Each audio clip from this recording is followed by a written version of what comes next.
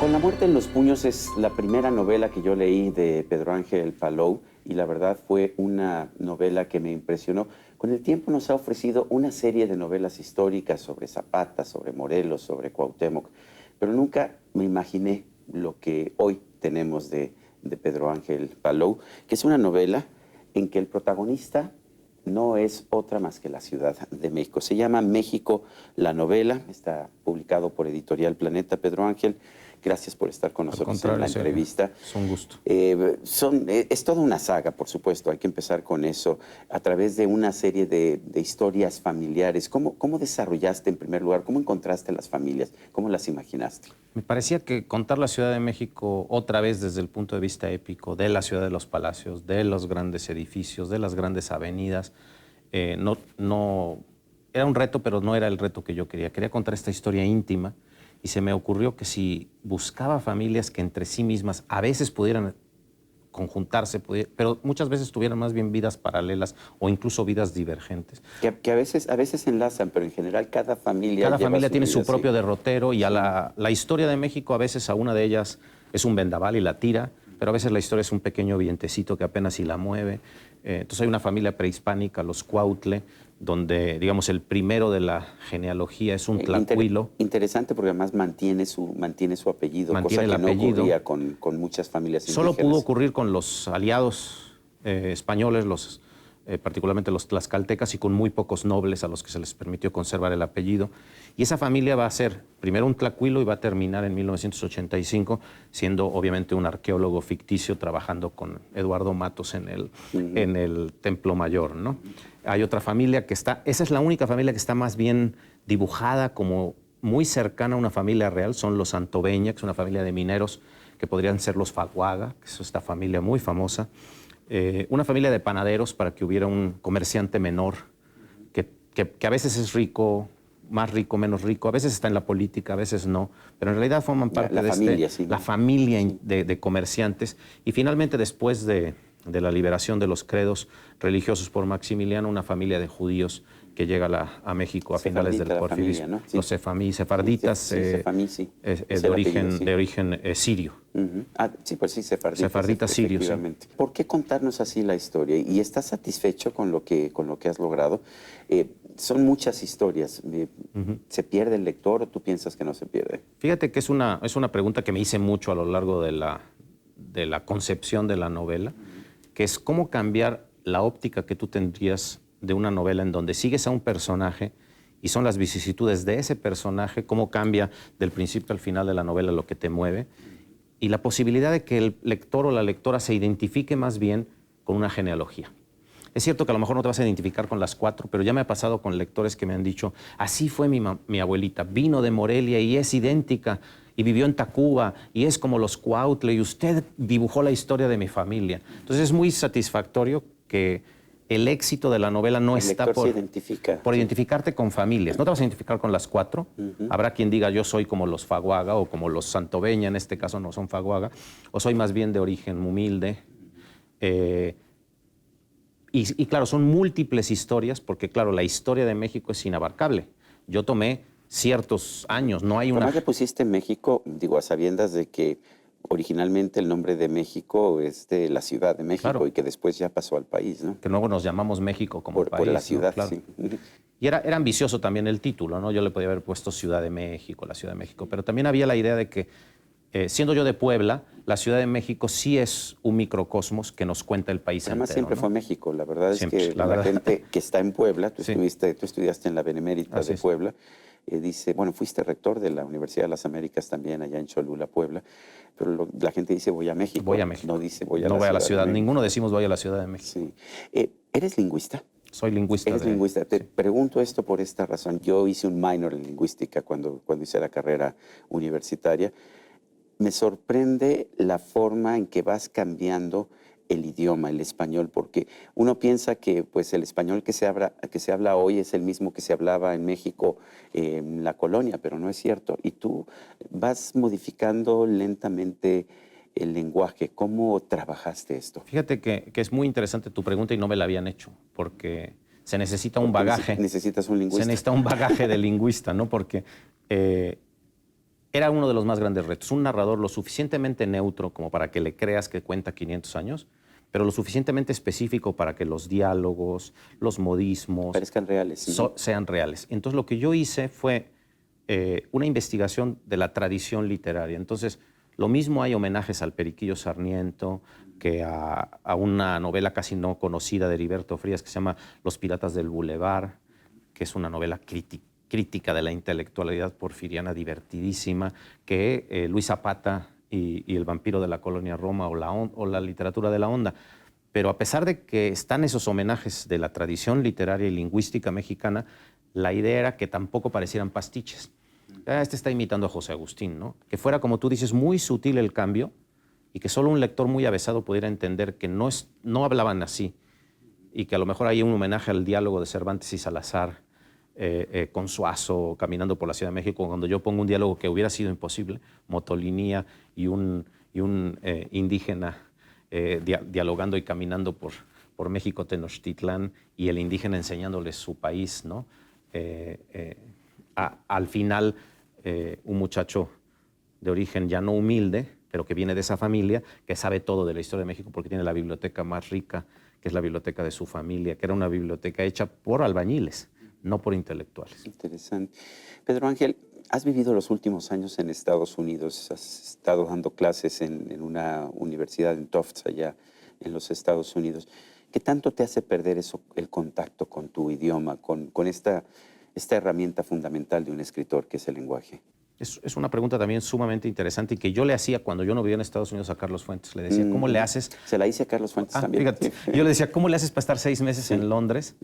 Porque Fuentes y yo nos conocimos de manera muy fortuita. Nacho Padilla vivía en Londres, era el agregado cultural, y le dijo, hay un amigo mío en México que acaba de escribir una novela con el caló de la Ciudad de México actual, que se llama Con la muerte en los puños. Gran novela. Gracias. Y él te puede ayudar porque Fuentes decía que él ya no conocía el lenguaje de la Ciudad de México, que se había quedado en el lenguaje. Entonces lo que yo hago es viajar mucho, venir lo más seguido. Es cierto que si no se pierde el lenguaje. Y yo tengo ejemplos señeros de escritores a los que admiro mucho. Son otras razones políticas por las que se fueron, pero particularmente pienso en el ejemplo de Gustavo Sainz, ¿no? Gustavo es un escritor que para mi generación fue central. Pero que además usaba un lenguaje muy popular. Muy popular. Gazapo, por ejemplo. Exacto, ¿no? Gazapo, la princesa del Palacio de Hierro, Obsesivos días circulares, A la salud de la serpiente, su novela precisamente de homenaje a Matos. Matos está en un taxi la mitad de la novela y que terminó perdiéndose en Estados Unidos. De hecho, es una figura muy trágica. Perdió la memoria, tuvo Alzheimer y en México no querían su biblioteca, de repatriarla. Una biblioteca excepcional que se fue haciendo después de su extraña expulsión de México, cuando él era el director de la Revista de Bellas Artes y se publicó que él nunca dijo que autorizó ese famoso cuento sobre la primera dama, que obligó a su renuncia, a la renuncia de Juan José Bremer a la subsecretaría de Educación y que le impidió regresar. Yo siempre tengo ese ejemplo de Claro que Gustavo. Bremer se fue de diplomático toda la vida. Sí, y Bremer tiene las memorias más interesantes de un diplomático. Le tocó la caída de Berlín, le tocó la caída de la Unión Soviética, pero no es el caso de Gustavo. Está en la UNESCO. Lo de Gustavo fue muy trágico. Sí, ¿no? Sí, te lo entiendo. La gente siempre te describe, cada vez que escucho el nombre de Pedro Ángel Palou, la gente me dice, la generación del crack. ¿Te molesta? ¿Qué significa la generación del crack? No sé, tienes tanto... Cuando yo veo, no sé, a Jorge Volpi o veo tu obra, veo cosas muy distintas. Pero ¿qué significa la generación del crack? ¿Te gusta que te identifiquen así? Yo creo que sí. Fíjate que originalmente éramos un grupo de amigos, 5 amigos, que escribimos novelas, algunos conociéndonos, que se parecían mucho, que todas eran apocalípticas, todas eran novelas totales en un momento en que no se escribía novela total. Y fue precisamente saliendo de una fiesta de la editorial Planeta, yo venía de Puebla, que fuimos a la casa de uno de ellos, de Eloy Urroz, y dijimos, bueno, pues si se las vendemos en conjunto, si no nos las quieren editar, ¿por qué no las vendemos en conjunto? Y éramos muy ingenuos, ¿no? Entonces, por ejemplo, ¿qué nombre le ponemos? Entonces, que el boom explotó, ¿no? Entonces yo dije el crack, porque el crack hace... O sea, sí lo inventaron, o sea, sí fue una forma de promoverse. Totalmente. Y a la mañana... Yo siempre pensé que eso es algo que les había puesto a alguien. No, nadie lo impuso, ni lo impuso una editorial. Sí. Así lo vendimos a la editorial. Y lo más divertido es que 2 o 3 días después de que salió el manifiesto del crack, que nosotros no sabíamos, te digo que éramos muy ingenuos, que era el crack, Salvador Elizondo dijo, yo los veo a estos muchachos muy fresas, no creo que hayan fumado crack nunca. Pero es que nadie entendió que lo que yo decía es que en lugar de una ruptura era una fisura, era un pequeño crack. De hecho, Jorge Volpi y Nacho Padilla estaban estudiando en Salamanca y fueron a un homenaje que hicieron en Salamanca a Vargas Llosa. Vargas Llosa los conoció y les dijo, parricidas, pero yo estoy muy vivo, ¿no? Entonces, la lectura que la prensa hizo del crack inicialmente era la de estos parricidas que odian el boom.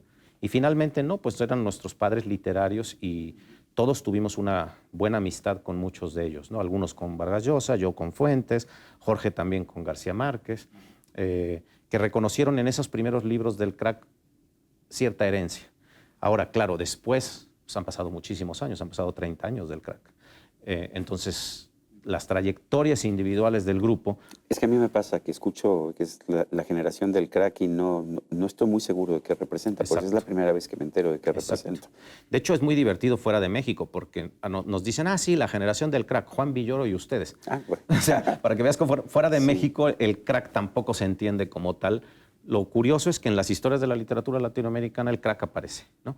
Acaba de haber un nuevo libro de Carlos Granés sobre la historia de América Latina, y el crack es la única, después del boom, que se menciona, aunque este hombre, por ejemplo, dice, y el escritor José Ángel Palou junto con Jorge Volpi, etcétera, etcétera. O sea, está en el Vox Populi, pero ni siquiera es gente que nos haya leído, por eso puede cometer errores de nuestros nombres, ¿no? Esta saga empieza en la conquista, 1526, si no me falla la memoria, pero termina en 1985, que es un año en que quienes vivimos en la Ciudad de México sufrimos mucho. Yo en lo personal y mi familia tuvimos pues una situación muy complicada con el sismo. Lo escogiste a propósito, me imagino, ¿no? Totalmente. Me parecía que era la caída de Tenochtitlán y la caída de la ciudad, y la ciudad como la vivimos antropológicamente dejó de ser la Ciudad de México. Cambiaron los hábitos de la gente, cambiaron los hábitos de las colonias y de los lugares. Yo era muy amigo en ese entonces de María Elvira Bermúdez, la escritora policíaca, primera abogada mexicana, primera de las grandes promotoras del voto, y tenía una casa bellísima en la colonia Roma, con una biblioteca espléndida, porque ella tenía una columna que después heredó Sergio González Rodríguez, que eran los mejores y los peores libros del año. ¿Sí? Entonces no había ninguna editorial que no le mandara los libros. Claro. Y María Elvira tenía una biblioteca excepcional. Se cayó completamente esa casa y se fue a vivir con Salvador Reyes Nevares y con su hija a Satélite. Y yo la empecé a visitar mucho en Satélite, porque éramos realmente muy cercanos, a pesar de la diferencia generacional. Y noté que era absolutamente imposible la vida. Para alguien que había vivido en la Roma toda su vida, era absolutamente imposible no vivir en la Roma y pensar que se había destruido esa ciudad. Entonces también hay un homenaje allí a mi amiga María Elvira, a las casas, a las viejas casonas, y por eso también los efamí son importantes, todo lo que se cayó en la Merced, pero también todas las formas de solidaridad. Yo siempre digo que la Ciudad de México es un ave fénix que se rehace una y otra vez. Es la ciudad de las catástrofes, no solo 85, la cantidad de inundaciones, de pestes, de terremotos. Y en la Ciudad de México 2017, ¿no? La Ciudad de México no solo renace, sino que muestra lo mejor de sí misma, porque es una ciudad hecha de gente que viene de fuera. Muy pocos pueden decir y arrojar la primera piedra que son chilangos de 3, 4, 10 generaciones. O lo puedes decir de un lado, yo lo puedo decir de mi madre, no. Pero de mi padre no. Y entonces, como es una ciudad hecha de la amalgama de gente que llega de fuera, es una ciudad muy solidaria. No conozco otra ciudad de México, conociendo y teniendo parientes en muchas ciudades de México. Es que llegas a cualquier ciudad y te rechazan si no eres de allá. Si yo llego a tu pueblo... Así es, imagínate. Te rechazan. Te rechazan. Y la Ciudad de México no solo es la ciudad de acogida, sino es la ciudad de la segunda y de la tercera oportunidad. Tú comentas con gente de la Ciudad de México, es gente que ha vivido... La ciudad le ha permitido rehacerse, no una vez, 2, 3 veces. Y es la única ciudad de México que permite eso. Pedro Ángel Palou, gracias por invitarnos a leer acerca de la Ciudad de México en esta novela fascinante, México, la novela. Gracias, Sergio, un placer como siempre. Bueno, y a usted que al vernos y escucharnos hace posible este programa, se lo agradezco también. Estamos en la Feria Internacional del Libro de Guadalajara, porque ya sabe usted, nos gustan los libros.